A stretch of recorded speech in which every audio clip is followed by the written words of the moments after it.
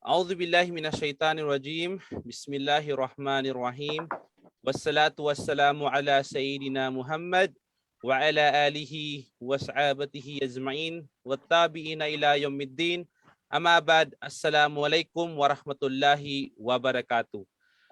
Mashallah, isa na namang episode para sa Youth and Deen Talk saan tinatalakay natin ang mga issues o di kay mga issues and concerns patungkol sa mga kabataan na kasama na doon ang pagpapahayag natin ng katuruan patungkol sa Islam, lalo na ng ating din. Subhanallah. Last week ay napanood natin yung isang episode natin na napaka-interesting. Napaka-interesting kasi doon natin makikita kung paano ba tayo makikitungo bilang isang Muslim sa social media. Yun ay binigyan ng diin, binigyan ng lecture ang ating guest speaker last week, yung paano nga yung mga iba't ibang dapat natin bilang isang Muslim na gumagamit ng social media. Alam natin na sa pang-araw-araw ay marami sa atin, for sure, minsan ako din mismo ay nagagawa ko na gigising ako ng Fajr, subhanallah, ay titingnan ko muna yung cellphone ko kung ilan na bang kung sino mga nag-message sa akin at yung iba't iba pang kumakontak sa akin. So yun talaga kumaga nang dahil dun sa lecture natin sa Youth and Deen Talk natin last week ay napagtanto ko na kumaga kung paano ko ba dapat ma-maximize or ma-utilize ang paggamit ng social media. So ngayon naman, ngayong araw na to, bago ko simulan ng lahat, magpapakilala ko. Ako nga po pala si Al-Akh Abdul Majid, ang iyong moderator ngayong gabi. Subhanallah, kung nakikita nyo po, wala na naman po ang aking partner na kung saan si Brother Mustafa Dandaman sapagkat nasa Marawi po siya at kapag nawawala po yung ilaw sa probinsya namin ay usually wala pong internet doon or walang piso wifi or anything, walang internet connection. Kaya sobra talagang paghihirap ng mga kababayan natin na Muslim na doon, sir, na kumaga on how they can manage, kumaga kung paano sila makapasok sa Facebook or sa Zoom. So pagpasensyahan na sa mga tao na kung ako yung parati yung nakikita every episode natin kasi wala na naman si Brother Mustafa dahil due to internet connection.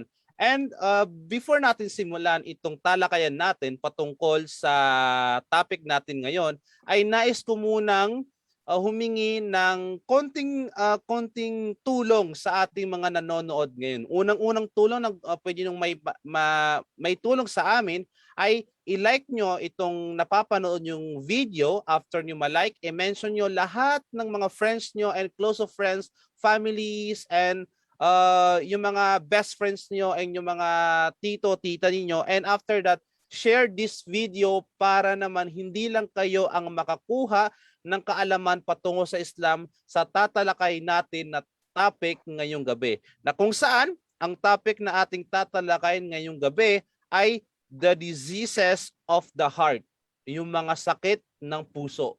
Napaka-importanting talakay natin ngayon ito kasi ang dami-daming yung mga kabataan, siguro hindi lang kabataan, pati yung mga matatanda, ay mayroon tayong iba't ibang nararanasan na sakit sa puso. Nandyan yan, yung isa dyan ay yung sinasabi natin na broken hearted. Subhanallah, yan yung pinaka-common and pinaka-common but kumaga napakalaking effect sa mga kabataan ngayon yung pagiging broken hearted nila. Kumaga, bakit nga ba sa broken hearted? Kumaga, gaano nga ba kaimportante itong puso natin, itong heart natin, gaano nga ba siya kaimportante kaya kung bakit natin to dapat talakayin ngayong gabi? So inshallah, masasagot din ng ating mga panelists and especially ng ating guest speaker ngayong gabi na none other than Al-Akh Farhan Munib Sumirado, inshallah. Alhamdulillah. Assalamualaikum ya Farhan, ya akhi Farhan. Waalaikumsalam warahmatullahi wabarakatuh ya Akh Abdul Majid. Alhamdulillah. Alhamdulillah. And makakasama din natin ngayong gabi ang dalawa sa panelist natin na none other than Al-Akh Jalani Ali Bashir. Akh Jalani. Assalamualaikum warahmatullahi. Alhamdulillah. At saka si Al-Akh Akhuya, ang pinakamamahal kong akhuya na si Faiz Umar. Akh Faiz. Assalamualaikum warahmatullahi wabarakatuh. So alhamdulillah. So to proceed, mag-proceed na ba tayo para sa baka mamaya umiyak si Jalani dito ha. So Jalani, dapat medyo matibay yung puso mo ngayon kasi baka mamaya sa mga marinig natin sa mga lecture natin ay baka mamaya maiyak ka kagad. Subhanallah. Kasi alam ko na medyo malambot yung puso mo. Subhanallah. So para simulan natin to, again sa mga nanonood ngayon, i-share nyo, i-mention ang inyong mga friends and relatives para malaman din nila kung ano mga dapat nilang gawin kapag sila ay may sakit sa puso at kung gaano nga ba kaimportante na masolusyonan ang sakit sa puso. So alhamdulillah, sisimulan natin. And kung may mga question din yung mga viewers natin, you can ask down sa comment section para inshallah masabi natin. And kung may mga insights din kayo patungkol sa topic natin, ay pwede kayong makapagbigay din ng inyong insight. Inshallah ay bibigyan namin ng pagkakataon na basahin yung mga comments nyo. So simulan natin, siguro simulan natin yung mga pinaka-basic talaga na question. Ang pinaka-basic na question dito is kumbaga, how do you describe the heart? Paano mo ma-describe ang puso? So maybe unahin ko muna yung mga one of our panelists, then after that yung lecture natin. Al-Akh Faiz, paano ma-describe ang puso? O di kaya ano ang definasyon sa iyo ng puso? Al-Akh, falyatafaddal. Assalamualaikum warahmatullahi ta'ala wabarakatuh. Sa akin, ang isang puso kasi, yan yung magiging magiging connection mo sa yung sa Allah subhanahu wa ta'ala at yan din ang titingnan ng Allah subhanahu wa ta'ala kapag ikaw ay dumating na sa araw ng pag-uwi. At kailangan yan ay alagaan natin.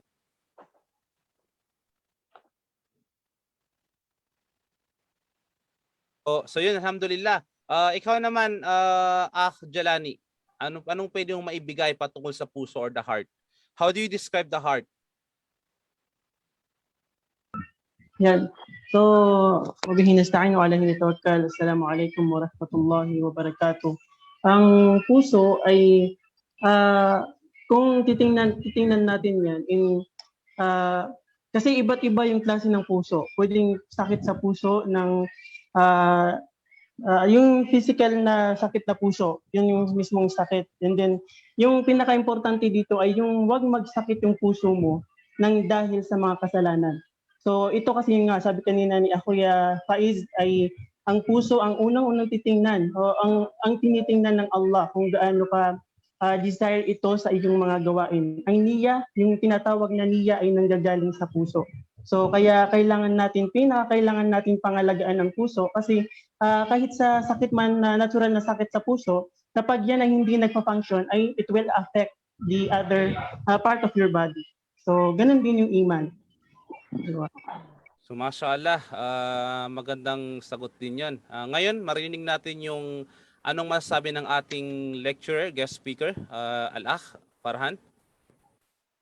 Alhamdulillah, wassalatu wassalamu ala rasulillah wa ala alihi wa sahbihi ajma'in wa ba'd.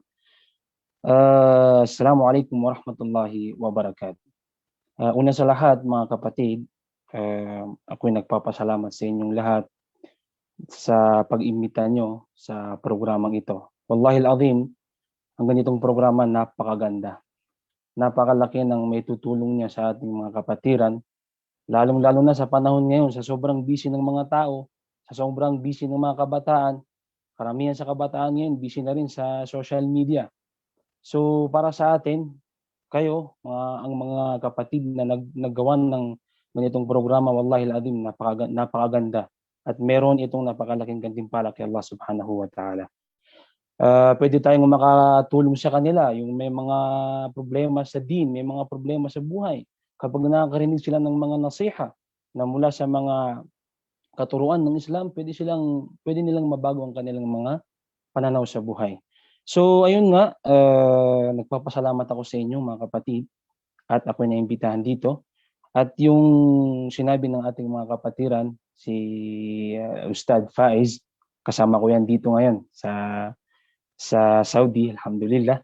At si Al-Akh Jalani, tama yung kanilang mga sinabi. Wallahi ladim, tama yung mga kanilang sinabi. Bago natin simulan to mga kapatid, ang talakayang ito, pagdating sa puso, kailangan maklarify natin sa mga nanonood na ang ating topic, ang ating paksa ngayon ay yung sakit sa puso na naaayon sa relihiyong Islam. Para malaman nila to. Kasi baka yung iba, ano tong mga kapatiran natin na pinag-uusapan nila yung about sa sakit sa puso. Sa kabataan ngayon, sa mga millennials, pasintabi, pwedeng iba yung kanilang pagkaintindi sa paksa na ito. Pero sa atin, itong paksa na ito, yun yung naaayon sa relihiyong Islam. So, tulad ng tanong mo, kapatid na Abdul Majid, bakit nga ba mahalaga pag-usapan? Ano na yung tanong natin kanina? Paano natin may larawan ng puso? Tama. Masya Allah. Ang Rasul sallallahu alaihi wasallam, mismong Rasul sallallahu alaihi wasallam ang nagsabi. Hadith Musa radhiyallahu anhu qala Rasulullah sallallahu alaihi wasallam, innama summiyal qalb min taqallubihi. Innama mithlul qalbi kamathali rishatin mu'allaqatin fi asli shajaratin yuqallibuha ar-rih. O kama qala Rasul sallallahu alaihi wasallam. Ang puso, ang mismong nag-describe sa atin ng propeta Muhammad sallallahu alaihi wasallam. Alam niyo yun, napakaganda pag ang propeta mismo ang nagbigay ng kanyang kahulugan. Ayon sa hadith, sa malapit nitong kahulugan, sinabi ng propeta Muhammad sallallahu alaihi wasallam, katotohanan na tinawag itong puso dahil ito ay paiba-iba. Yatakallab. Yung sabi nila, minsan maganda yung nasa puso mo, minsan pangit yung nasa puso mo, minsan pangit yung intensyon mo, minsan maganda yung intensyon mo. Sinabi ng propeta Muhammad sallallahu alaihi wasallam, ang puso ay parang isang balahibo na nakabitin sa isang sanga ng punong kahoy na naiiba-iba dahil sa mga dumadaan na hangin. Allahu Akbar. Kung iisipin natin, meron itong hikmah, meron itong malalim na aral. Ang puso pala mga kapatid ay hindi stable. Minsan, yung napapaloob sa puso mo, maganda. Minsan, yung napapaloob sa puso mo ay hindi maganda. So kung iisipin natin, Allahu Akbar, Allahu Akbar. Sana mapabilang tayo sa mga tao na yung puso nila ay nakalaan lamang para kay Allah subhanahu wa ta'ala. So yun ang sinabi ng propeta Muhammad sallallahu alaihi wasallam, ang puso daw ay yatakallab. Paiba-iba daw. Minsan nasa tama, minsan nasa mali. Yun ang sinabi ng propeta Muhammad sallallahu alaihi wasallam. Pangalawa, sinabi rin ng propeta Muhammad sallallahu alaihi wasallam, ang puso daw pala ay madaling madumihan. Allahu Akbar. Para itong puting tela o puting papel na madaling madumihan. Sinabi ng propeta Muhammad sallallahu alaihi wasallam, innal 'abda idha akhta khati'atan nukitat fi qalbihi nuqtatun sauda. Fa idha huwa naz'a wastaghfara wa taba suqila qalbu wa in 'ada zida fiha hatta ta'luwa qalba wa huwa ar-ran alladhi dhakarahu Allah kalla bal rana ala qulubihim ma kanu yaksibun. Sahih at-Tirmidhi.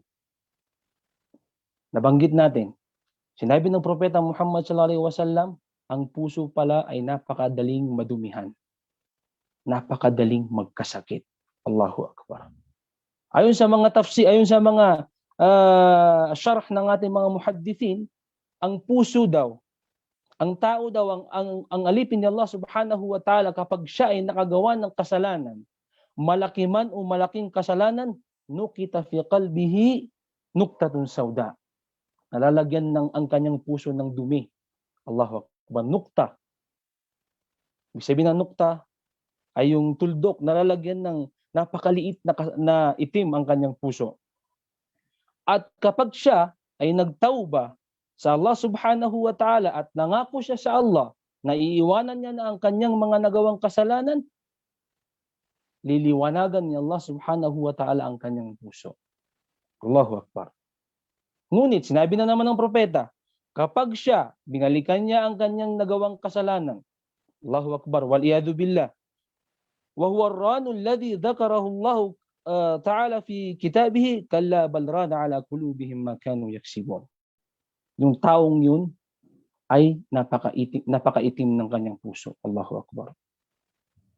Yung tao pala na nagtauba kay Allah subhanahu wa ta'ala, nangako siya kay Allah subhanahu wa ta'ala na iwanan niya ang kanyang mga gawaing hindi magaganda, at kapag yung oras, pag dumating yung oras na babalikan niya, isa siya sa mga taong mayroong napakaitim na puso. Allahu Akbar. Nabanggit yun sa Quran. Kalla balrana ala qulubihim ma kanu yaksibun. So yun yung una. Yung unang nabanggit natin, ang puso pala ay yatakallab. Paiba-iba yung nasa puso natin. Pangalawang binanggit ng Propeta Muhammad sallallahu alaihi wasallam, ang puso pala ay napakadaling madumihan. Allahu Akbar. Napakadaling malagyan ng kasalanan. So yun ang binanggit ng Propeta Muhammad sallallahu alaihi wasallam, at sana mapabilang tayo sa mga tao na mayroong malilinis na puso, at sana mapabilang tayo sa mga tao na steady yung puso nila para kay Allah subhanahu wa ta'ala. So yun lamang yung may share ko about doon sa tanong mo, kapatid na Abdul Majid, paano natin mailalarawan ng puso. So pabilang tayo sa mga... Alhamdulillah. Mashallah, sa pagsasalita pa lang ng ating lecturer ngayong gabi ay parang unti-unting namomotivate yung parang nalilinis yung puso kasi sobrang mahinahon yung pagsasalita na, which is a very good thing kasi kumbaga usually yan talagang mga pinakailangan talaga natin na mga Muslim na kumbaga maging mahinahon sa lahat ng bagay, sa lahat ng oras, kasi kumbaga yun nga, alhamdulillah. So yun nga, dalawang nabigay niya, paiba-iba yung puso, maaring maging mabuti, maaring maging masama, mga ganyan. At so yung pangalawa ay napakadaling madumihan. So wag natin, dahil nalaman natin na madaling madumihan yung puso, ay mainam o marapat na gawin natin bilang mga Muslim na hindi natin hayaan na madumihan dahil madali siyang madumihan. Subhanallah.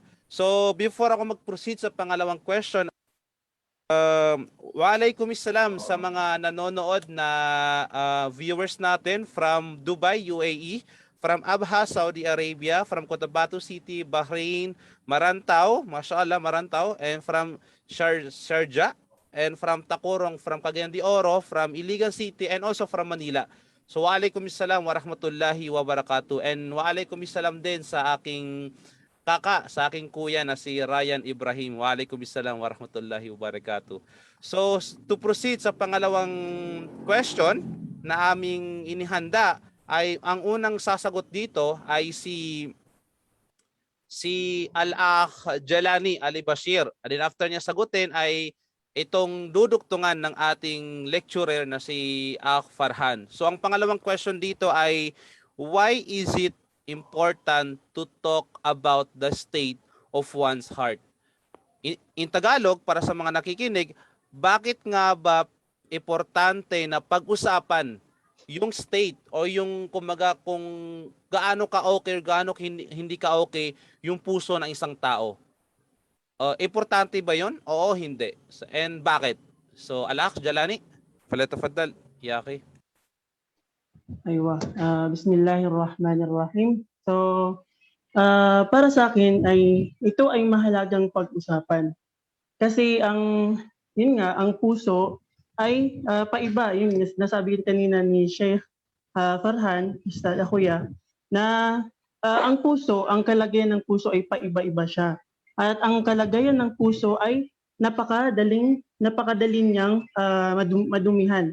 So, it is important to talk kasi kapag napag-usapan natin yan, napag-usapan natin ang isang bagay na yon, ay nare-remind tayo. It will remind us sa kung ano ba yung dapat na gawin, katulad na related in Islam. So yun ang kahalagahan ng pag-uusapan about sa topic na to. So alhamdulillah, Akh Farhan. Alhamdulillah, yung pangalawang tanong natin, bakit nga ba mahalaga pag-usapan ng kalagayan ng puso? So, mahalaga, sa totoo lang, napakahalaga. Yung tanong mo kanina, mahalaga ba ito o hindi? Napakahalaga. Alam nyo ba na ang puso ay napakaraming aya na nabanggit ito sa Quran. Laging binabanggit ito ni Allah subhanahu wa ta'ala sa Quran. So, ito ay senyales o dalil na mahalaga talagang pag-usapan ang puso ng isang tao. Pangalawa, isang sagot doon sa tanong nyo kanina, bakit nga ba mahalaga pag-usapan ng kalagayan ng puso? Kasi ang puso ay main foundation ng ating iman. Di ba? Ang Rasul sallallahu alaihi wasallam tinanong siya ng mga sahaba. Sabi ng mga sahaba, "Ya Rasulullah, saan ba nilalagay o saan ba ang lugar ng ating iman?" Sinabi ng propeta Muhammad sallallahu alaihi wasallam, "At-taqwa hahuna. At-taqwa hahuna. At-taqwa hahuna." Tatlong beses na sinabi ng propeta Muhammad sallallahu alaihi wasallam, wa asyara fi qalbihi. Nung sinasabi niya at-taqwa hahuna, tinuturo niya ang kanyang puso. Sinabi niya, o aking mga sahaba, ang taqwa hahuna. Ibig sabihin nito, kama qala fi tafsir, ang taqwa daw ay sa ating mga puso. Ang lugar ng taqwa, ang lugar ng iman, ang lugar ng pananampalataya ay sa ating mga puso. So kinakailangan talagang pag-usapan ang puso ng isang tao, di ba? So sinabi ni Umar ibn al-Khattab radiyallahu anhu. Sinabi ni Umar, "Hasibu anfusakum qabla an tuhasabu." Alam natin 'to. Sinabi ni Umar ibn al-Khattab, husgahan ninyo, obserbahan ninyo, i-check nyo ang inyong mga sarili bago dumating yung oras na kayo naman yung husgahan. Sinabi naman ng mga ulama, hindi lang yung sarili mo na nakikita sa'yo. Ang pinakamahalaga o pinakaimportanteng bagay na kinakailangan mong husgahan ay ang iyong puso, kapatid. So kinakailangan natin tignan kung ano nga ba yung nasa puso natin. Bakit nga ba tayo nilikha ni Allah subhanahu wa ta'ala sa mundong ito? Kailangan alam natin yun. Kailangan nasa puso natin yun. Na tayo ay nilikha ni Allah sa mundong ito. Sinabi ni Allah, وَمَا خَلَقْتُ الْجِنَّ وَالْإِنسَ إِلَّا لِيَعْبُدُونَ. Alam natin yun. Na nilikha ni Allah subhanahu wa ta'ala ang mga tao sa mundo at ang mga jin at mga tao sa mundo para lamang sa pagsamba kay Allah. So dapat alam ng puso natin yon. Sinabi rin ni Allah, sa mundong ito, isang dahilan kung bakit tayo babawian ng buhay upang subukin niya tayo. So kinakailangan alam din ng ating mga puso. So kinakailangan, tulad ng sinabi ni Umar ibn al-Khattab, hindi lang yung sarili mo, hindi lang yung panglabas na anyo mo ang kinakailangan mong husgahan, bagkos ang pinakamahalaga ay ang iyong puso, kapatid. So mahalaga talagang pag-usapan kung ano ba talaga ang kalagayan ng puso ng isang tao. So yun lang may ambag ko dito. Alhamdulillah. Mashallah. Isang phrase doon sa sinabi ng ating lecturer ay yung patungkol sa the heart is the main foundation of our iman. Doon pa lang mismo, kumaga, masabi talaga natin na it is really important to talk about the state of one's heart. Kasi doon natin malalaman talaga kung gaano kalakas yung iman ng isang mananampalataya. Kumaga, doon natin malalaman talaga kung gaano sila ka-steadfast sa principle ng ating Islam. Kumaga, marami talaga yung tao ngayon na kumaga they are doing a certain things na kung saan kagustuhan ng sarili, na alam nating hindi nababagay o hindi naayon sa Islam. So kailangan talaga malaman natin, it is really important na pag-usapan yung state of one's heart. So para sa mga viewers din natin, if you have questions patungkol sa topic natin ngayon, you can comment down below. Inshallah, ay i-cater natin yan, inshallah ta'ala. And the third question, ang sasagutin ng panelist ay none other than Akh Faiz Umar, and then will be followed by Farhan Sumirado, inshallah ta'ala. How does the state of the heart affects a person's whole being? Kumaga, papaano na ang state, yung lagay, papaano na ang lagay ng puso ay naapektuhan ang pamumuhay ng isang tao? Al-Akh Faiz. Assalamualaikum warahmatullahi ta'ala wabarakatuh. Napakagandang tanong. Paano nga ba naapektuhan ng paano naapektuhan yung puso kapag ito ay nagkakasakit? Yun ba yung tanong, Majid? Opo, malapit, Yaki. Naapektuhan ang puso ng isang tao kapag masyado nang dumarami yung kanyang paggawa ng mga kasalanan na ikinagagalit ng Allah subhanahu wa ta'ala. At hindi niya namamalayan na ito ay nasisira na mula sa pagkakaroon ng pananampalataya kay Allah subhanahu wa ta'ala. Yun na, katulad ng sabi ng Allah subhanahu wa ta'ala, "Afara'aita man ittakhadha ilahahu hawa." Nakakita ka na ba ng mga tao na ang kanilang ginagawang sinasamba ay ang kanilang mga sarili o ang kanilang mga desire sa kanilang mga sarili. At nakakalimutan nila o nawawala sa kanilang puso ang kanilang pananampalataya kay Allah subhanahu wa ta'ala. Lagi natin tandaan ang sabi ng propeta Muhammad sallallahu alaihi wasallam, "Inna Allah la yanturu ala ajza'amikum wala ila suwarikum walakin yanturu ala qulubikum wa a'malikum."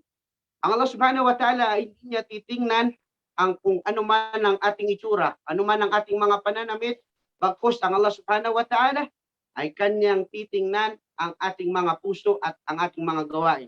Kaya't marapat lamang talaga na ating alagaan ang ating mga puso mula sa pagkawasak o pagkawala ng pananampalataya kay Allah subhanahu wa ta'ala, at ito ay magdudulot ng kasiraan o ang hindi pagtatagumpay sa kabilang buhay at kahit pa dito sa ating mundo. At yun lang. Assalamualaikum warahmatullahi ta'ala wabarakatuh. Waalaikumsalam warahmatullahi wabarakatuh. Al-Akh Farhan. Mashallah, mashallah. Alam mo ba, Akh Majid, na kapag usapin dito sa amin, sa King Khalid, si Amir Faiz, ay sa totoo lang, hindi na kami sumasabat pa eh. Kasi siya talagang namin mashallah. Siyang Amir namin dito, si Amir Faiz. Barakallahu fihi. Ang akin lang, kunting karagdagan lamang. Tama ang sinabi ng ating buting Ustad, ni Ustad Faiz. Yung tanong mo, kapatid, na paano na nakakaapekto sa estado ng ating pagkatao kapag ikaw ay mayroong may sakit na puso, sabi nga nila, o may maling nilalaman sa puso. Napakalaki. Kapag ang iyong puso ay may diferensya, hindi magandang iyong intensyon, hindi magandang iyong ikhlas, hindi magandang iyong niyat, mismo ang iyong buong katawan, minsan nagkakaroon ka ng sabi nga nila, parang depression Depression sa sarili. Kasi yung puso mo, parang hindi ka kontento sa buhay. Parang yung gustong makuha, hindi mo makuha. Yung mga bagay na gusto mong kunin, pero nahihirapan ka. So, pag yun ang nangyari, talagang maapektuhan ng iyong sarili. Pati ang iyong katawan, pati ang iyong kalusugan, lalong-lalo na ang ibada. Lalong-lalo na ang iyong ibada. Kapag mali ang intention mo sa buhay, tulad na sinabi ko sa inyo kanina, na bakit nga ba tayo nilikha sa mundo, di ba? Nilikha tayo sa mundo dahil sa kagustuhan ni Allah na sambahin natin siya. So dapat alam yun ng puso natin. Pangalawa, bakit nga ba tayo mamamatay? Mamamatay tayo dahil babawian tayo ng buhay ng Allah subhanahu wa ta'ala upang tayo subukin sa araw ng paghukom. Dapat alam mo rin yun para mas mapalakas mo pa yung ibada mo, para mas maayos mo pa yung niyat mo, yung ikhlas mo, yung intention mo. Inshallah, yun ang isang magiging dahilan upang hindi maapektuhan ng estado o kaya ang pamumuhay mo sa pang-araw-araw na pamumuhay. Wallahu alam. So, alhamdulillah. Ang next na question, tumingin mo tayo sa mga viewers kung meron bang question. Mukhang wala atang question sa mga viewers natin. So, alhamdulillah. So, to proceed sa pang-apat na questions ay what make it vulnerable to different diseases? Kumaga, yung sakit sa puso ay bakit nga ba siyang mas malaking damage yung sakit sa puso kaysa sa ibang sakit na nararamdaman ng isang tao? So itong question na to ay inshallah sasagutin ng dalawang panelists natin and will be followed by our lecturer. So mauna muna tayo kay Akh Jalani patungkol dun sa question. Bakit nga ba mas vulnerable itong sakit sa puso kaysa sa ibang sakit? Aywa. Wabihi nasta'in wa alayhi natawakkal. Bismillah. Nabanggit kanina na ito ay napaka vulnerable siya kasi kapag ang puso ay kasi alam nyo mga kapatid, kapag ang puso ay yung katulad ng nabanggit ko nung una at nabanggit din ng ating mga kapatid na kapag ang puso ng isang tao ay may sakit ay yun kasing yun yung tinitingnan ng Allah. At alam nyo, kung ano yung nasa loob, kung ano yung napapaloob sa puso ng isang tao, ay yaon din yung nagagawa ng isang tao. Kung ano yung intensyon ng puso mo, ay yun din yung nailalabas ng gawa mo. So alam nyo, ang kailangan sa atin ay lagi natin nare-remind ang ating mga puso. Kasi yung wag natin hayaan na ang ating mga gawain kasi connected, lahat ng gawain natin ay connected yan sa ating puso. So huwag tayong madatnan ng re-remind natin lagi sa sarili natin na huwag tayong madatnan ng kamatayan na hindi tayo masasampalataya sa Allah. So yun lang, inshallah dagdagan lang ng ating mga kapatid. Alhamdulillah. Faiz, ala. Yun nga, napakaganda. Katulad na lang ng sinabi ng ating mahal na buti na Sheikh Farhan, ang puso, the heart is the main foundation ng iman. Yan kasi napapaloob yung paniniwala natin, yung iman. At kapag ito'y nawala ang iman sa ating mga puso, pwedeng magdulot ng kasiraan ng isang Muslim o ng isang naniniwala kay Allah subhanahu wa ta'ala. At maaring magdulot ng hindi maganda sa kanyang pamumuhay dito sa mundo. Kaya isa rin sa nagiging dahilan upang magamot ang isang may sakit sa puso mula sa pananampalataya kay Allah subhanahu wa ta'ala ay katulad na lamang nitong mga programa ganito. At nagpapasalamat tayo sa ating mga nagiging dahilan ng mga gawain na ito. At ito ay isang way para magamot ang isang tawag dito, mga pusong nagkakaroon ng sakit mula sa pananampalataya kay Allah subhanahu wa ta'ala. Yun lamang. Assalamualaikum. Waalaikumsalam warahmatullahi wabarakatuh. Ya Ustad Farhan. Alhamdulillah. Karagdagan lamang. Sa tanong na yun, ano ba ang kumbaga sa atin, bakit naging vulnerable? Kumbaga mas delikadong sakit, sabi nga nila. Sa totoo lang, kahit sa medical na sakit sa panahon natin ngayon, kumbaga hindi sa Islam, isang pinakamahirap gamutin ng sakit sa puso eh. Totoo lang eh. Kahit sa mga doktor, kunti lang ang mga doctors natin, mga specialist sa puso. Kasi mahirap talaga pag-usapin pag yan ng talakayan. Pero sa atin, sa pananaw natin sa Islam, isa talagang pinakamalaking o pinakamahirap na gamutin sa lahat ng klase ng sakit pagdating sa ating pamumuhay ay yung sa puso. Bakit? Kasi nabanggit nga natin kanina, nasa puso, nandoon yung sinasabi natin na doon na namumuhay o doon namumuo yung iman. So mahirap siya ayusin, mahirap siya gamutin. Lalo na pag mali yung ikhlas mo, kapatid. Lalo na pag mali yung intention mo, kapatid. 'Di ba? Sa mundong ito, pasintabi, sa mundong ito, lalo na ngayon, lalo na ngayon, malapit ng election, 'di ba? Marami tayong mga kapatiran na mga kamag-anak, mga kapatiran, mga sabi nga nila, mga bangsatan, no? Gusto nilang tumakbo sa halalang ito, pero dapat maganda yung intention nila. Kasi kung intention nila, wallahu alam, ay sa ibang bagay, ang hirap gamutin yun, kapatid. Wallahi alim, mahirap gamutin yun. So tulad na sinabi ko sa inyo kanina, na kaya mahirap gamutin ng puso o kaya ang sakit sa puso kasi ang usapin talaga diyan iman. Ang usapin talaga diyan yung takot mo kay Allah, yung ikhlas mo kay Allah. Ano nga ba 'tong ginagawa ko? Para ba 'to sa Allah o para sa iba? Yung mga ganung bagay. So kahit sa atin, kahit ngayon, itanong natin sa mga sarili natin, pasintabi, wallahi al-azim, minsan, yung niyat natin, maganda. Pero meron pa rin napapaloob doon na hindi maganda. Di ba? Tulungan ko si kapatid kasi baka sa darating na panahon matulungan niya din ako. Mga ganung bagay, di ba? Bakit hindi mo na lang sabihin na tulungan ko si kapatid dahil para kay Allah subhanahu wa ta'ala. Di ba? So kung iisipin natin talagang mahirap gamutin, isa sa pinakamahirap gamutin na sakit ay ang sakit sa puso dahil ang usapin talaga dito ay pumapasok na sa iman, pumapasok na sa pananampalataya. Yun lamang. Barakallahu fikum.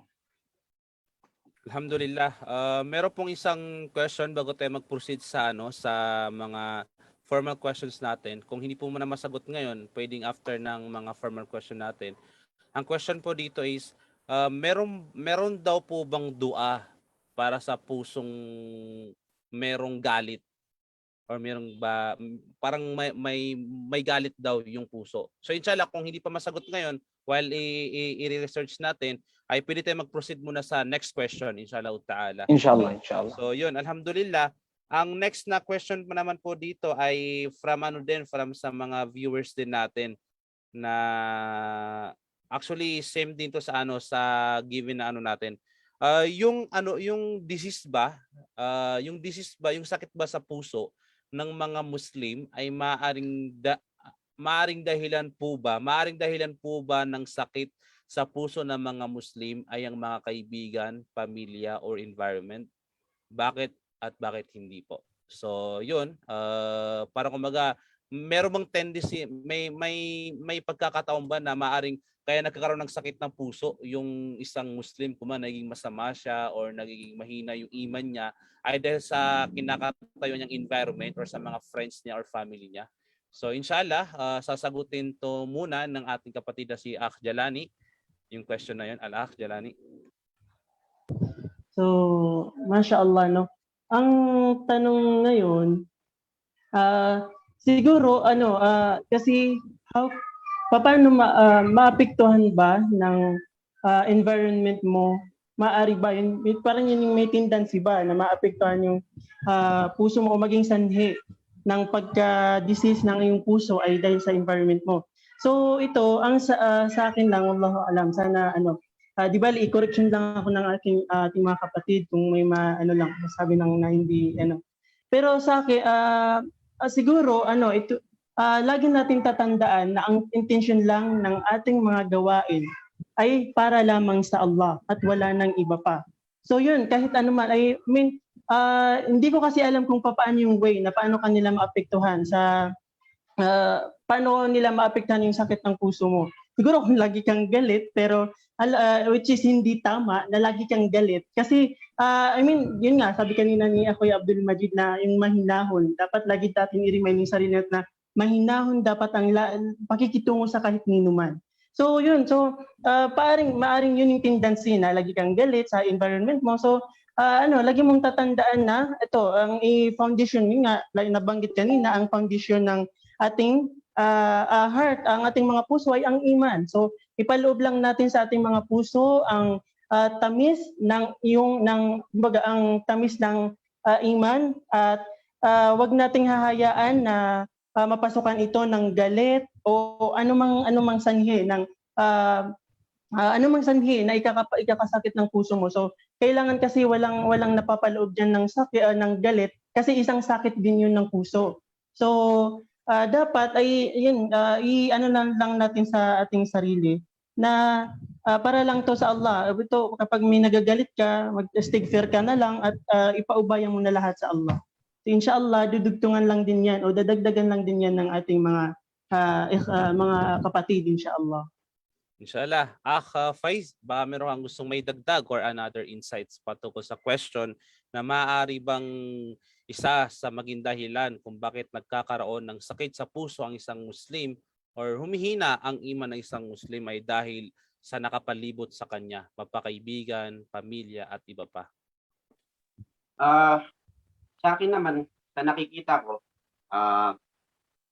minsan nagiging sanhi ng pagkakaroon ng pagkakasakit ng isang puso kapag sila ay nakahanap ng hindi mabuting kaibigan at nagiging bad influence sa kanila o pwedeng mapasama siya doon sa mga gawain ng kanyang kaibigan na hindi mabuti. Kaya't naman, nagpayo sa atin ng Rasulullah sallallahu alaihi wasallam na ating tingnan kung sino man yung ating kakaibiganin. Kapag ikaw ay nagkaroon ng kaibigan ng isang mga negosyante, maaaring ikaw ay matuto sa kanilang pagtitinda o kanilang pagninegosyo.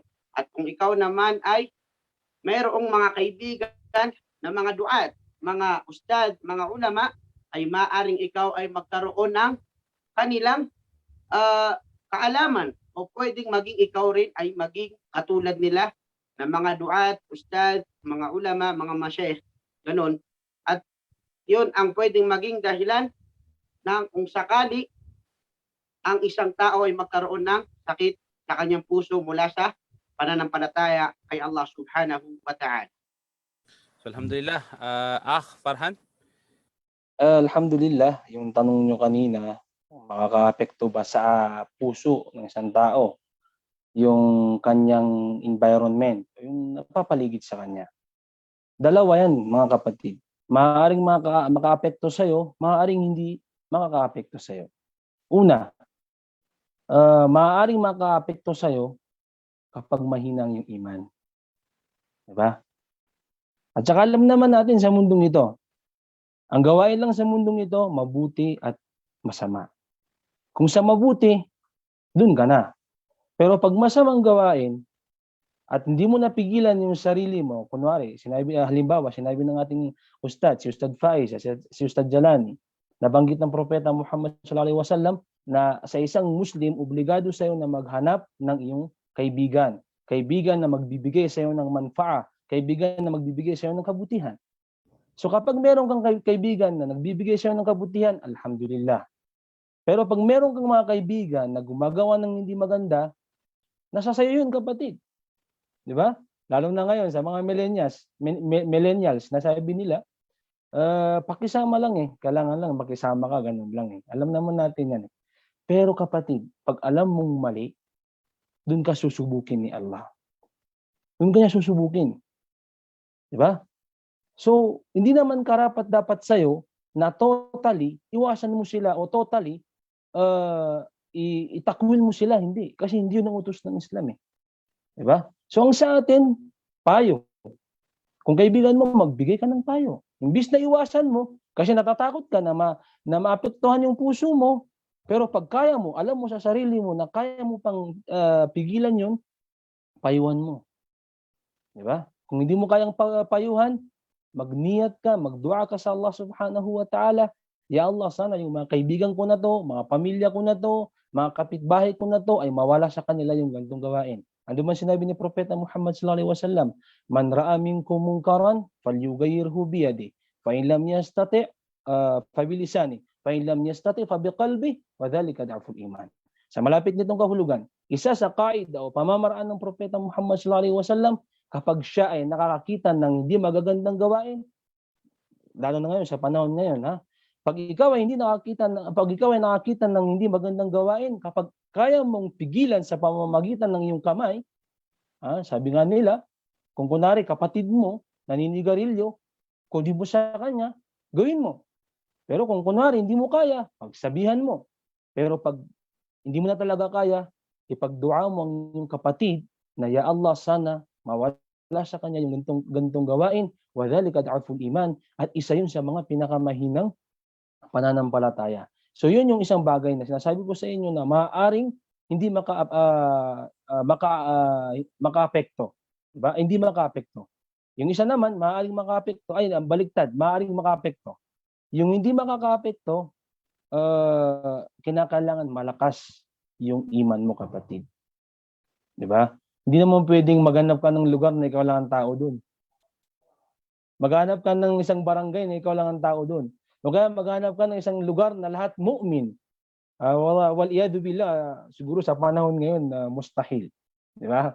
Maghanap ka ng lugar na ang makikita mo lang doon ay lahat walang kasalanan. Mustahil. So kailangan mong makibagay, kailangan mong makisama. Sila nung nasabi natin kanina, kailangan natin, sinabi ng Umar ibn al-Khattab, kinakailangan every hour, every minute, sabi nga nila, i-check natin yung ating mga puso. Wahada wallahu a'lam. MashaAllah, napakagandang mga questions. Imagine nyo mga ka-youth na mga nanonood ngayon. Yung tanong na yon ay wala po talaga sa script. Kumaga on the spot question yun sa lahat ng panelists at saka sa ating lecturer. At nakita natin na kumaga kung paano nila binigyan ng research or pinaghandaan yung itong programa natin ngayon. Isa sa naano ko dun sa sa sinabi ng ating sa dalawang panelists at sa ating lecture ay yung word na pakikisama. Kumbaga actually this is the thing, itong word na talaga to, itong sentence na to or word na to, ito talaga yung pinakamalaki na nakita kong pagkakamali or maling ginagawa ng maraming kamusliman ngayong sa mundo, especially dito sa Pilipinas. Kasi maraming iba na ikaw isang Muslim, ngunit pinapakisamahan mo yung mga hindi Muslim sa gawain nilang hindi maganda. Na kung saan hindi mo binigyan ng limit yung pakikisama na tinatawag natin na pakikisama. Kasi sa lahat ng gawain natin, sa lahat ng ginagawa natin dito sa mundo, ay dapat nakapaloob lang yan sa Quran at saka sa sunan ng Propeta Muhammad sallallahu alaihi wasallam. At kung makikisama man tayo sa ibang tao o di kaya makikisama tayo sa ibang Muslim na alam natin na mali yung pag-iisip nila o mali yung ginagawa nila, ay marapat lamang na bumalik ka sa Quran at saka sa sunna ng Propeta Muhammad sallallahu alaihi wasallam upang hindi ka magkaroon ng sakit sa puso. Kasi maring diyan nagsisimula din sa para sa nakikita ko, maaring diyan din nagkakaroon ng problema ng sakit sa puso yung mga Muslim ngayon, yung word na pakikisama. Kaya sabi nga nila, halika na, makisama ka na, pumunta tayo ng bar. Example, sa mga non-Muslim mong friend, halika, makisama, punta tayo ng bar. Pero sa pagpunta mo doon, sa unti-unti pakikisama mo sa kanila, hindi mo namamalayan na yung pakikisama mo pala ay yung pala ang nagiging daan or bridge upang ikaw ay kanilang makuha o upang ikaw ay makuha na gumawa rin ng hindi dapat ginagawa ng mga Muslim.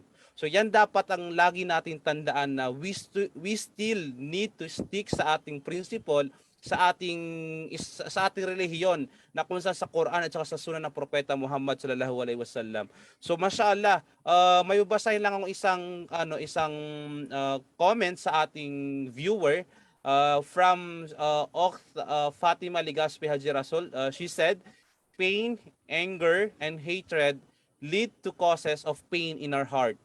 Always istighfar and do more dhikr, and always pray and find a friends who had a good influence to you, especially have friends with Muslims who have a knowledge more on Islam. Just my opinions. Mashallah, it is a very good opinion and insights from the viewers na nakikinig talaga. Totoo nga naman, di ba po, mga panelists and lecturer, na kung maghanap pa talaga ng magandang kaibigan or mabuting kaibigan. Kasi nga sabi nga nila sa English, same birds flock together. Ano ba yun? Nakalimutan yung English na. Ano ba, Jalani? Alam mo, Jalani?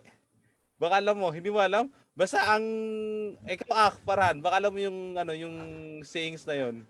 Kapag sa mga English, huwag niyo na kaming tanongin dyan. Alhamdulillah. O sige, subukan natin. Ayun, same feathers flocks together. Yun ang English. Kung ang nagsasama-sama ay yung mga taong pare-parehas ng intention or gawain. So kung parati ka kasama sa mga ulama, kung parati ka kasama sa mga talibul ilm, kung parati ka kasama sa mga ustad, maaring ikaw in the future, yung sinabi nga ng ating panelist na si Faiz Omar, ay maaring maging future ulama ka din, maging future ustad ka din, di ba? So, based on my experience para masabi lang natin sa mga ako talaga, I am into professional career. Kumbaga, talaga ako sa Western education talaga ako parati. Few years ago, But since nung 2017, nung nagkapunta ko ng Manila, alhamdulillah, sa tawfik ng Allah subhanahu wa ta'ala, nakilala ko yung different friends dito ng mga Talibul Ilm, nakilala ko yung mga iba't ibang Muslim young leaders dito na into Islamic perspective.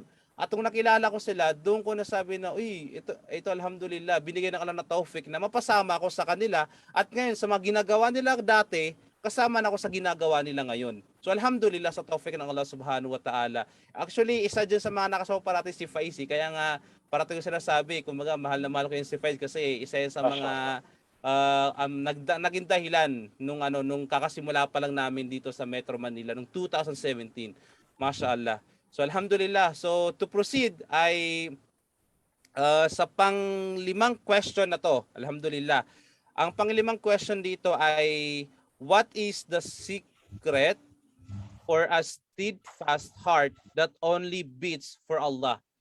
Parang ang Tagalog po dito ay kumbaga ano nga bang sekreto upang ang pagtibok ng ating puso ay parati sa Allah. Kumbaga every time na tumitibok ang ating puso ay para sa Allah subhanahu wa ta'ala. Mashallah, itong question na to parang ang gustong mangyari ito sa question na to ay sa oras-oras sa tumitibok yung puso natin ay parang pagpapaalala, inaalala ng Allah subhanahu wa ta'ala. So ano nga ba? Ano nga bang sikreto? Paano natin makuha yon or paano natin makamit yung ganung puso na every time na tumitibok ay para lamang sa Allah subhanahu wa ta'ala. So magsimula tayo kay Jalani Ali Bashir dun sa question. Baka meron kang sekreto dyan na gusto mong i-share sa amin, di ba? Sekreto. Siguro yung katuruan din ng Islam ay lagi natin i-remind o para lagi tayong nare-remind. Kasi actually ngayon sa ating mga kabataan ngayon ay imbis na kahit sa mga jokes or mga minsan iba yung nasasabi minsan imbis na mag-istighfar ka o iba yung nasasabi at alam na natin yun yung alam na natin yung ibang nasasabi o na nagagaling sa mga kanilang mga bibig. So yun, so laging mag-istighfar sa Allah.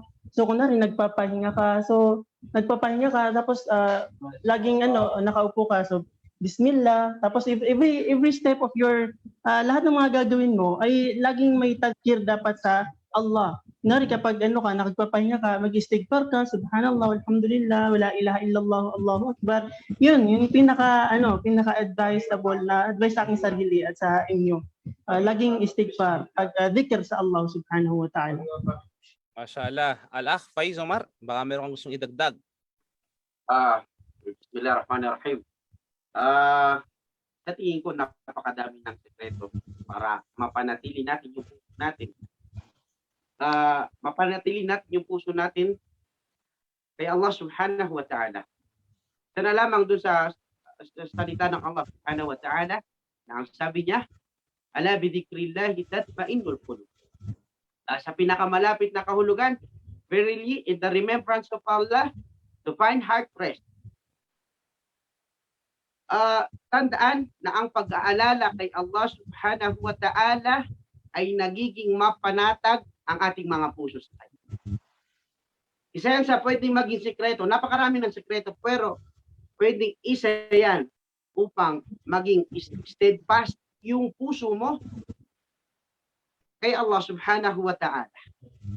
Mula sa pagkasira nito o pagkakaroon ng sakit, mula sa pananampalataya kay Allah subhanahu wa ta'ala. Yun lamang. Jazakumullahu khair.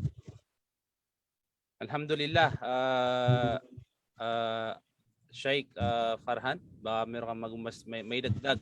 Mas marami, mas mainam para naman maraming makabet.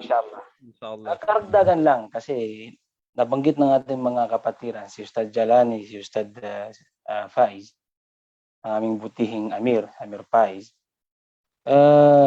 Nabanggit nga nila yung about sa dhikr. Diba? So kung iisipin natin, isa yan sa mga sekreto.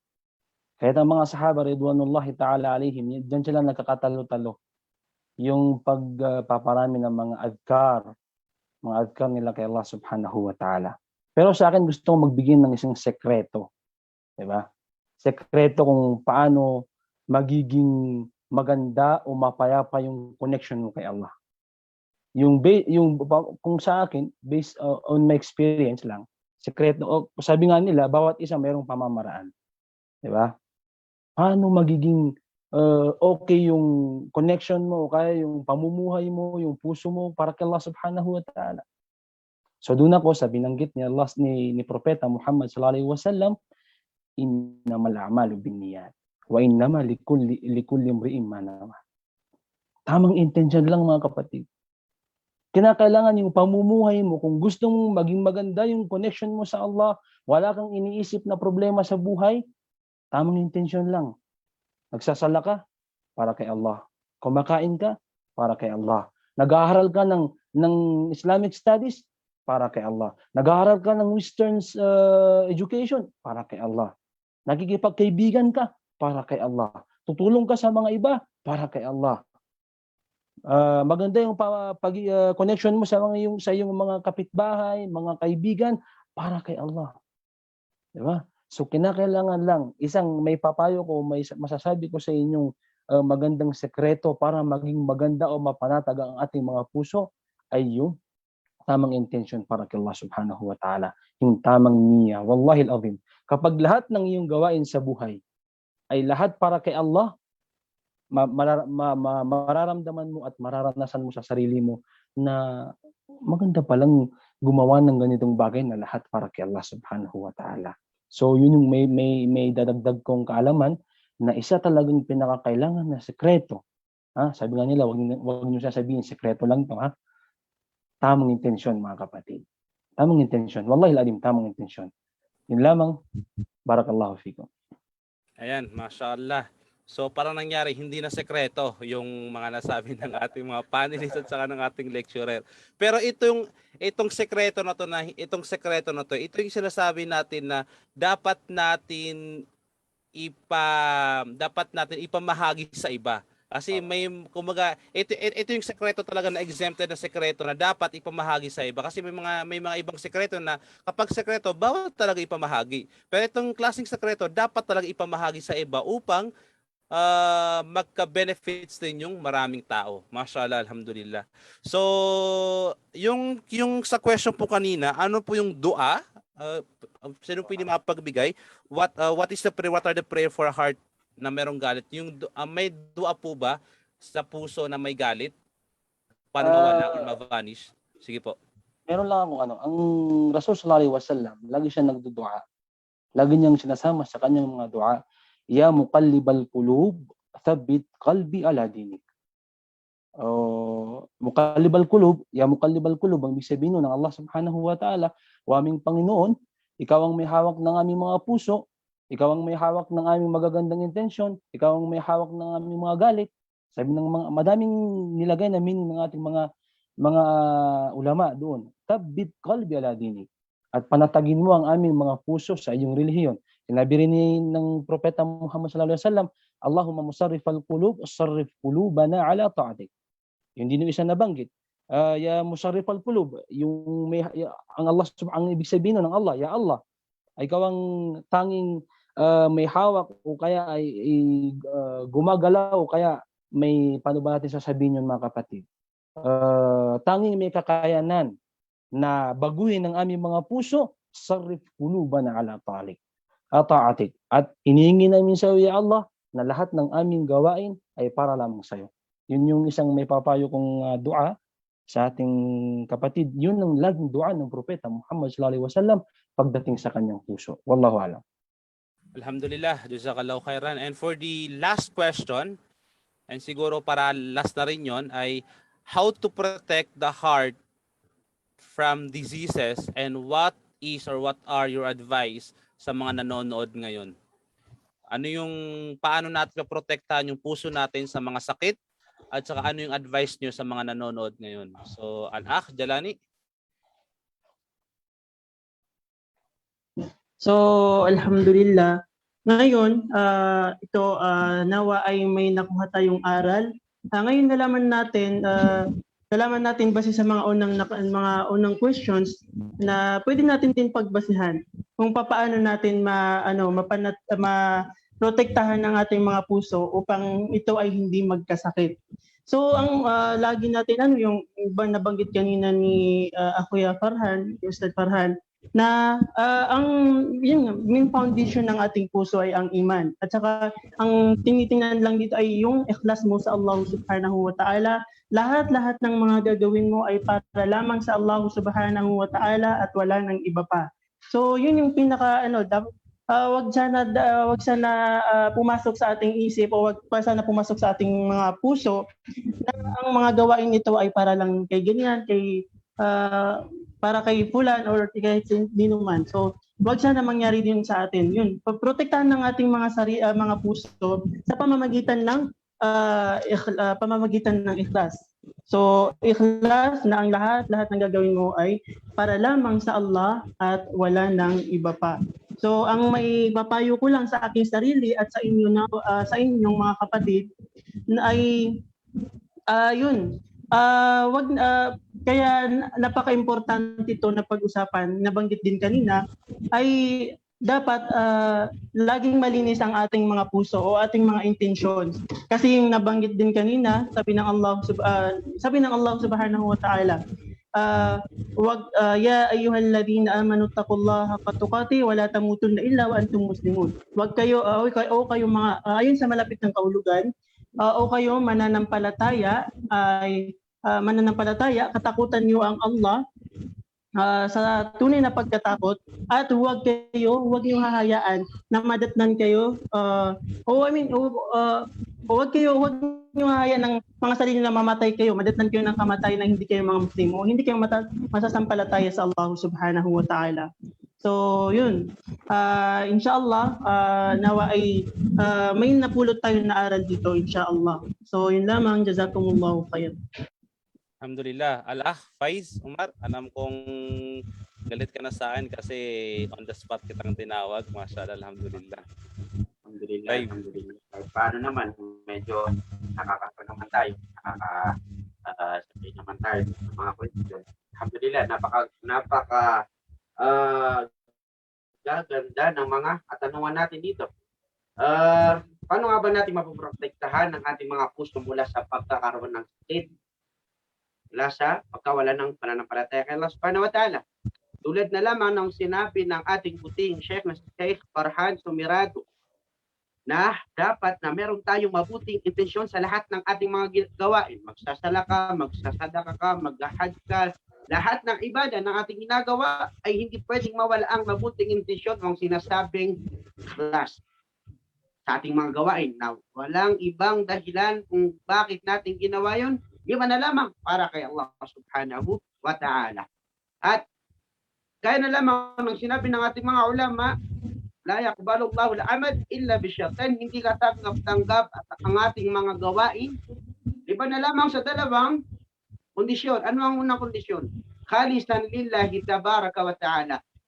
Ang iyong gawain o ang iyong pagsamba kay Allah Subhanahu wa Ta'ala, ang kanyang kondisyon, una ay ikhlas, mabuting intensyon na para lamang kay Allah Subhanahu wa Ta'ala. At ang pangalawa, mutaba'atun ala sunnatin Nabi sallallahu alaihi wasallam, alinsunod sa sunnah ng mahal na propeta Muhammad sallallahu alaihi wasallam.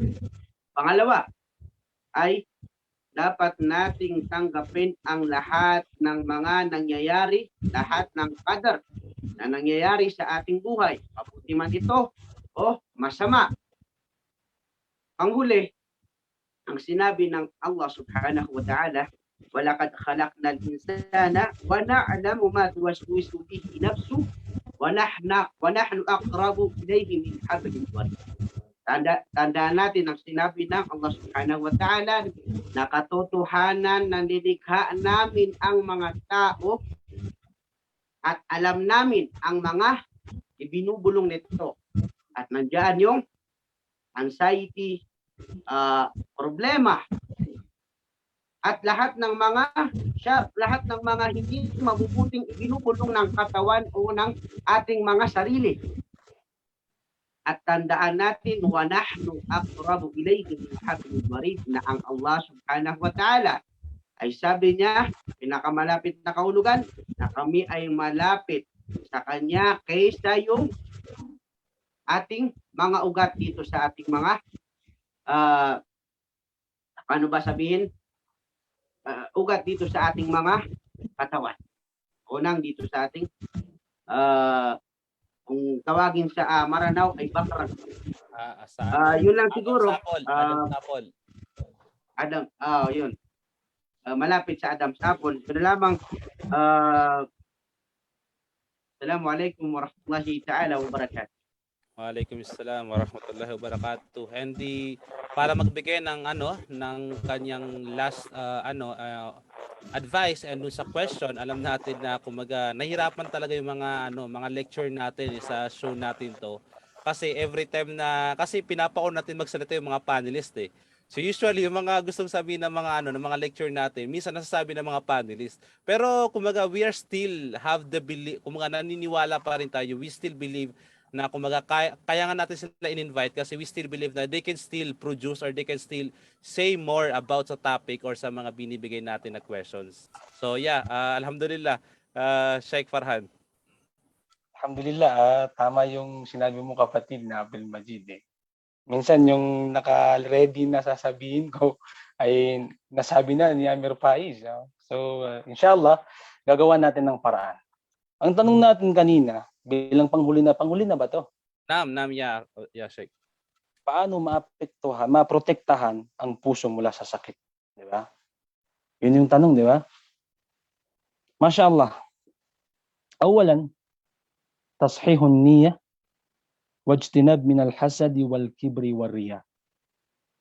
Okay, saysayin natin yon. Tashihun niyya. Nakuha na natin kanina yon. Di ba, sinabi ko sa inyo, yun yung isang pinakamalaking sikreto na kinakailangan sa buhay ng isang tao. Kinakailangan lahat ng gawain mo sa buhay, maganda, mabuti yung intention mo. So, nasagot na natin yun. Pangalawa, wajtinab min al-hasad. Okay? Kinakailangan natin lumayo sa inggit. Allahu Akbar. Inggit. Sinabi ng propeta Muhammad sallallahu alaihi wasallam, عن أبي هريرة رضي الله عنه قال رسول الله صلى الله عليه وسلم لا تحاسدوا ولا تناجسوا ولا تباغضوا ولا تدابروا إلى آخر الحديث أو كما قال رسول الله صلى الله عليه وسلم. Hasad, inggit kapatid. Paano mo mapoprotektahan ang iyong puso? Kailangan mong umiwas sa inggit. Okay? Yun ang sinabi ng propeta Muhammad sallallahu alaihi wasallam. Sa malapit nitong kahulugan, huwag kayong mag-inggitan sa bawat isa. Wala tahasad. Wala ano sinabi natin? Tanajasu. At huwag kayong magdayaan. Pangatlo, wala tabagadu. Huwag kayong mag-alitan sa bawat isa. Sabi nga nila, para mas madali, huwag kayong mag-away-away. Pangapat, wala tadabaru at huwag kayong magtalikuran. Talakayin natin yan. Bilang panghuli na rin, hasad, Allahu Akbar, inggit.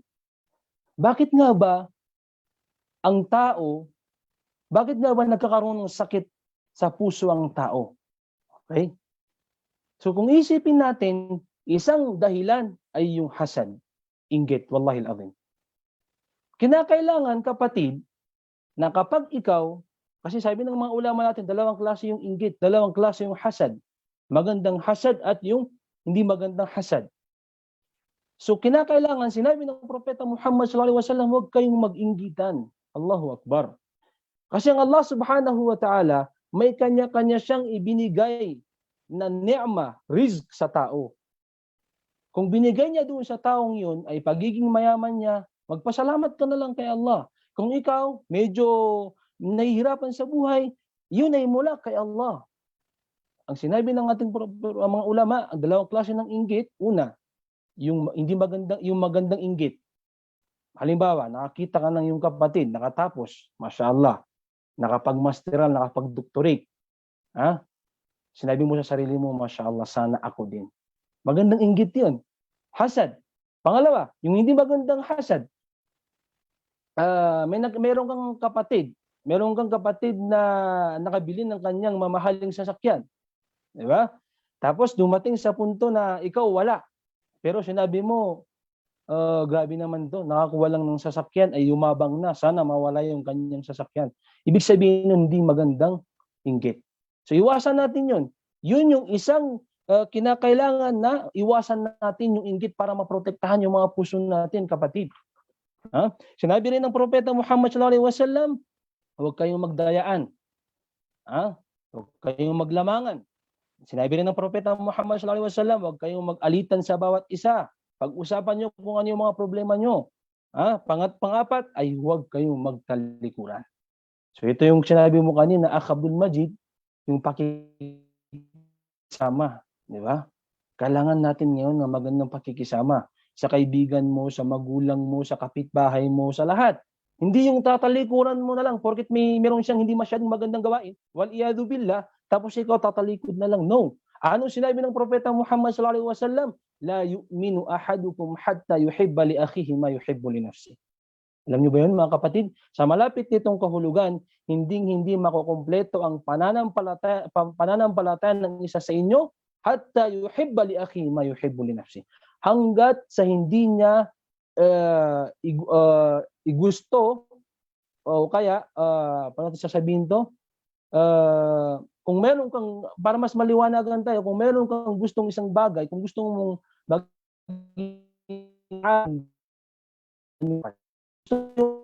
dapat ganun din sa iyong kapatid, hindi yung sa sarili mo lang. So hindi makukumpleto ang iyong iman kung sarili mo lang inisip mo, kapatid. Yun yung isang nabanggit, yung hasad. Yung isa kinakailangan na iwasan natin para maprotektahan natin yung ating sakit sa puso. Pangatlo pala, ang kibr. Sabi nila sa English, ang kibr daw ay pride. Yun ang sabi, pride. Sa Tagalog ay yung pagiging mataas mo, kapatid. Kailangan medyo ibaba mo ang sarili mo. Ang Rasul sallallahu alaihi wasallam, tandaan po natin, siya ay Rasul. Siya ay Nabi. Siya ay sugo ng Allah. Allahu Akbar. Pero never siyang nagmataas sa kanyang mga sahaba. Ang Propeta Muhammad sallallahu alaihi wasallam, mismong Ali, alam natin ang Ali, isa sa pinakabatang sahaba, humihingi siya ng opinion sa mga ibang tao, sa mga sahaba, kasi wala sa kanya yung kibr, mga kapatid. Wala sa kanya yung pagmamataas, wala sa kanya yung pride. Allahu Akbar. Iwasan natin yun.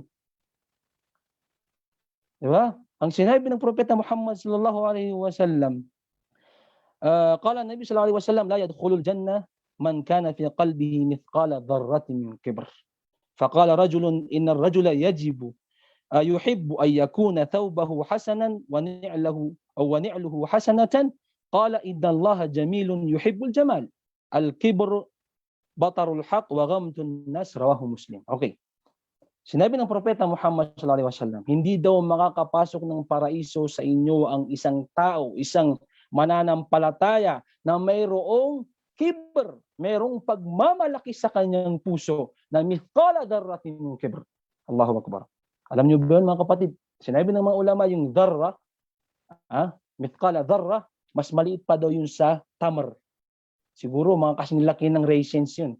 Diba? Yung maliit na Kapag ikaw merong ganun sa puso mo, pagmamalaki, pagmamataas, delikado ka, kapatid. Ano sinabi ng propeta? La yadkhulul jannah. Sinabi ng mga sahaba, faqala rajul, sabi ng sahaba, Ya Rasulullah, gusto kong magsuot ng magandang pananamit, gusto kong bumili ng magandang pananamit. Kasama ba yun sa pagiging mapagmataas? Sinabi ng ating mga ulama, kapag ang iyong intensyon ay pagmamataas, kasama yun sa pagmamataas. Pero kung ikaw ay gusto mo lang na maging malinis, sinabi ng Rasul sallallahu alaihi wasallam, Inna Allaha jamilun yuhibbul jamal. Kung gusto mo na, kasi gusto mo maging malinis, ang Allah subhanahu wa ta'ala ay nag-utos na Allah subhanahu wa ta'ala ay kinalulugdan niya, kinagugustuhan niya ang mga taong malilinis. So ngayon, sinabi ng mga sahaba, ano ba ang kibr, ya Rasulullah? Ano ba ang kibr? Sinabi ng Propeta Muhammad sallallahu alaihi wasallam, al-kibru batarul haqqi wa ghamtun nas. Ang kibr daw ay ang pag-iwas mo sa katotohanan at kabutihan at pagmamaliit sa kapwa o ibang tao. Tingnan natin yun, Batarul haq. Ang kibr daw, ang pride daw, ang pagmamataas daw, ang pagmamalaki daw, sinabi ng propeta, batarul haq wa ghamtun nas. Una, ang pag-iwas mo sa mga katotohanan o kabutihan. May marinig kang kabutihan, ayoko yan. Ayokong pakinggan yan. May mabasa kang haram, hindi, halal yan. Diba? Yun ang sinasabing kibr. Pangalawa, wa ghamtun nas. Ang isang klase daw ng kibr ay pagmamaliit mo sa kapwa mo tao. Allahu Akbar. Marami yan sa panahon ngayon, kapatid. Porket mataas ang estado ng iyong buhay, ikaw ay mayaman, ikaw ay may kaya sa buhay, ikaw ay may magandang trabaho, ikaw ay may mas mataas na kaalaman. Allahu Akbar. Minamaliit mo ang iyong kapatid. Ang tanong, kapatid, sinong mas matimbang sa'yo? Ikaw ang Propeta Muhammad sallallahu alaihi wasallam. Ang Propeta Muhammad sallallahu alaihi wasallam, wala po siyang pinaliit na tao. Ang kanyang mga sahaba, kahit ang mga Hudyo at mga Nasara, hindi po niya minamaliit, mga kapatid. Pagkus ang Rasul sallallahu alaihi wasallam ay mayroon siyang napakagandang pakikisama sa kanila.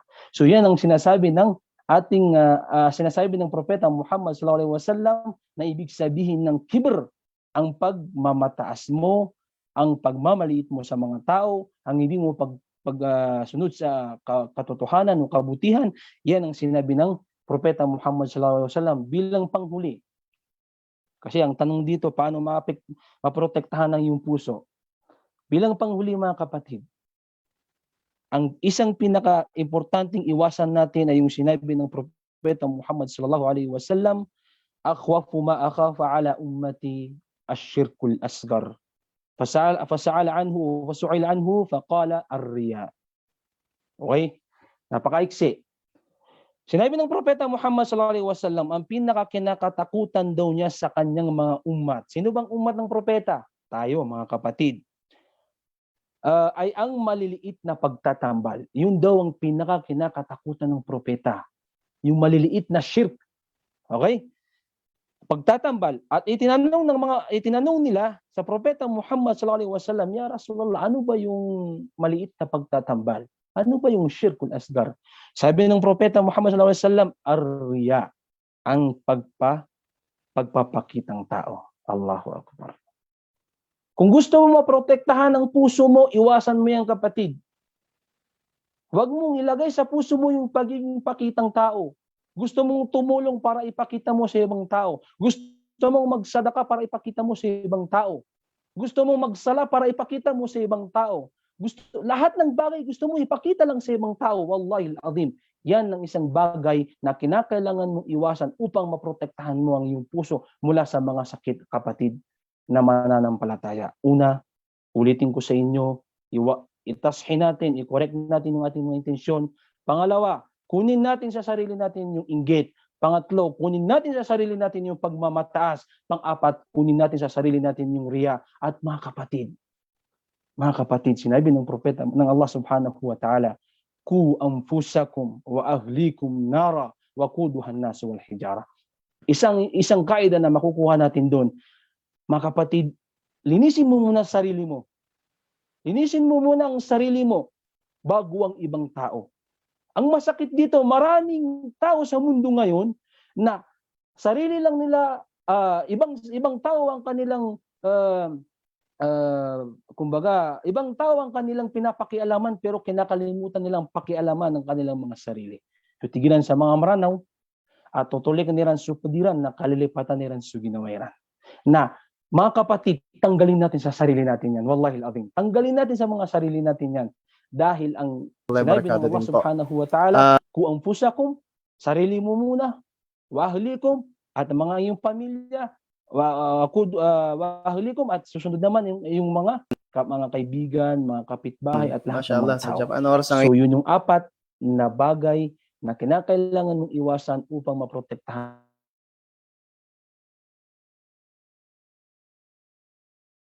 mo ang iyong sarili, ang iyong puso mula sa sakit. Ulitin ko, mga kapatid, bilang correct natin ang ating mga.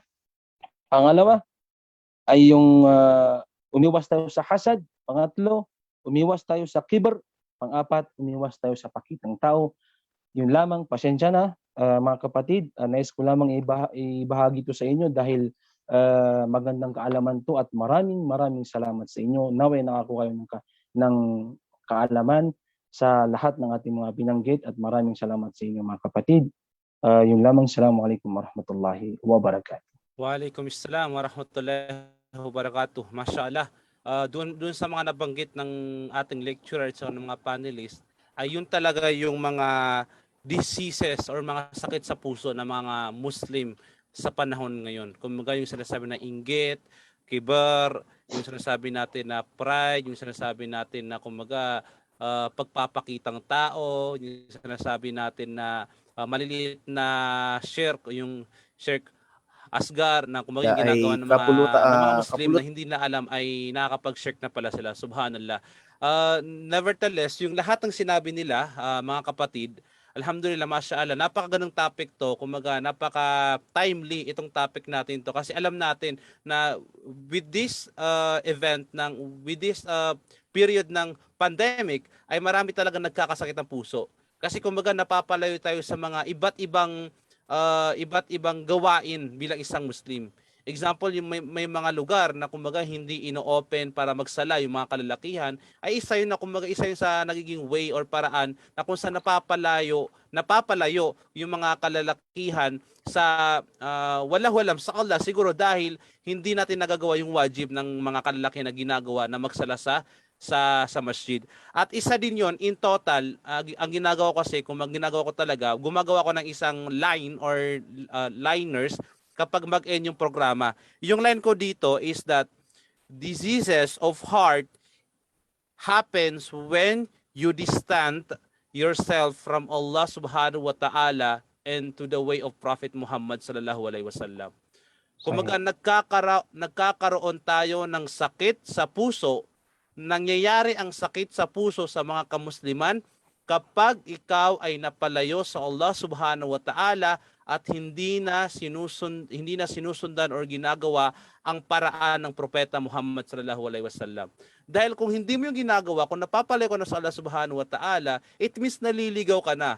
Kung naliligaw ka na, nagkakaroon na ng sakit ang iyong puso. Kapag nagkakaroon ng sakit ang iyong puso, nagkakaroon ka ng maraming problema, at kapag nagkaroon ng maraming problema, maaaring malunod ka na sa problema at hindi ka na makabangon. So yung pinakamalaking dapat natin tandaan dito talaga sa mga nanonood ngayon ay we should always be firm to our principle.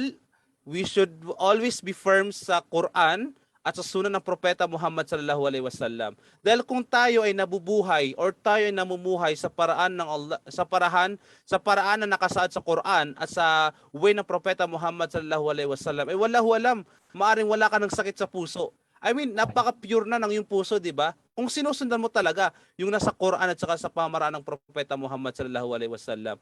So, alhamdulillah, mashallah, napakagandang topic, diskusyon, talakayan itong nangyari sa atin ngayong gabi at hapon naman sa ating dalawang kapatid sa Saudi Arabia. Mashallah, alhamdulillah. Napakaganda at inshallah ta'ala ay may mga iba't ibang susunod pa mga episode ang Youth and Din Talk. At kung may mga nasabi man kami dito sa programang ito, ay free po kami, open po kami na kami ay inyong makoreksyonan, lalo na galing sa ating mga ulama. Dahil katotohanan na kapag tayo isang talibul ilm, ay tumatanggap tayo ng kamalian, lalo na sa mga mas nakakaalam sa atin. Alhamdulillah. So yun nga po, dahil dito sa Youth and Din Talk, kasama nyo kami sa pagtuklas, at inshallah ta'ala ay sama-sama tayo sa pagiging kabataan na merong din. At yan lang naman po. Assalamualaikum warahmatullahi wabarakatuh. Waalaikumsalam warahmatullahi wabarakatuh.